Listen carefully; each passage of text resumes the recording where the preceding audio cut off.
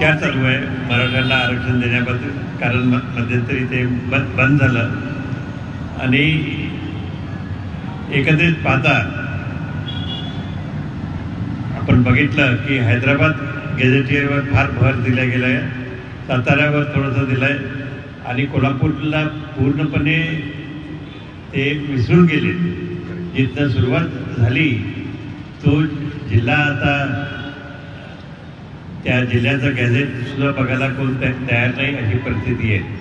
म्हणून शासनाने कोल्हापूर गॅझेटचा निश्चित विचार केला पाहिजे आणि त्या गॅझेटमध्ये त्या त्या आधारे जे काय करायचं ते केलं पाहिजे. कोल्हापूर गॅजेटचा विसर जरांगे पाटलांना कसा पडतो? तिकडे हैदराबाद गॅजेट असेल, बाकी सगळे गॅजेटचा विचार केला जातो, विसर कसा पडतो? तिथून आंदोलनाला सुरुवात झाली तिथलाच विसर कसा पडतो?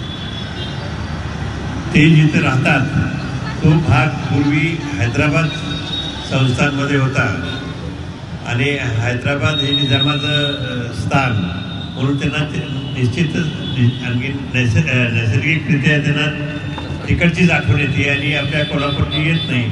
कोल्हापूर गॅझेट हे त्यांना फार लांबचं वाटतं आणि निश्चित हैदराबाद गॅझेट त्यांना जवळचं वाटतं. आंदोलन मागच्या वेळेस सरकारनं आश्वासन देऊन 10 महिने झालेले आहेत जरांगे पाटलांना, मात्र तरी देखील त्याची पूर्तता झाली नाही. पुन्हा एकदा आज आंदोलनाला बसावं लागते. काय होतं, वेळोवेळी 8 वर्षापासून आपण आंदोलन करतोय, 8 वर्षापासून वाटाघाटी होतात, काहीतरी ठरतंय पण ते अंमलात योग्य तऱ्हेने येत नाही किंवा येतच नाही अशी परिस्थिती आहे. सातत्याने तिकडचाच विचार होत असल्याने सगळा याचा विषयाचा तसा बघितलं तर घोळच झालेला आहे. मराठ्यांची फसवणूक झाली आहे. आतापर्यंत त्यांना काहीच मिळालं नाही अशी परिस्थिती आहे. कोल्हापूर गॅजेटचा तुम्ही उल्लेख करताय, या गॅजेटमध्ये नेमकं काय म्हटलेलं आहे आणि या गॅजेटनुसार मराठा समाजाला आरक्षण मिळू शकतं का?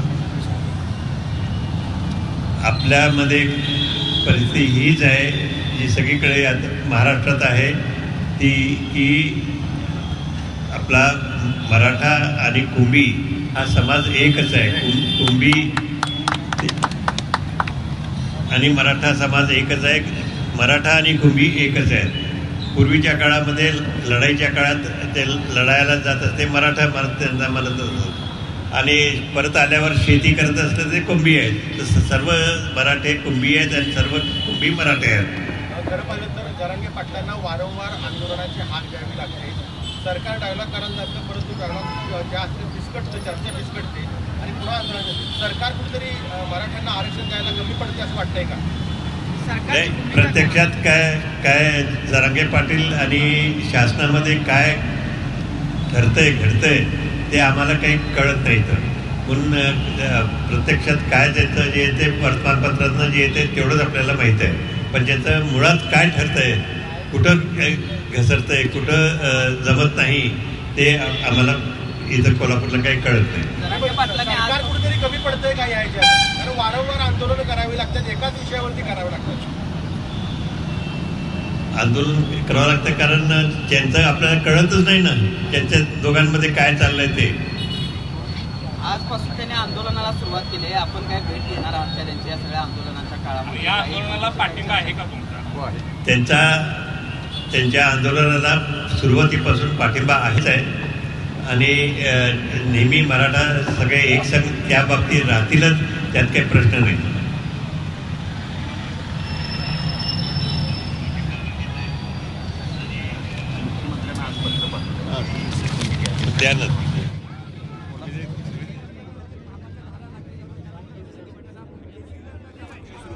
तर एका बाजूला आपण पाहतोय रखरखत्या उन्हामध्ये जरांगेंचं उपोषण सुरू आहे, दुसऱ्या बाजूला शाहू महाराजांनी पत्रकार परिषद घेतलेली आहे आणि त्यांनी जरांगेंच्या उपोषणाला पाठिंबा दर्शवलेला आहे.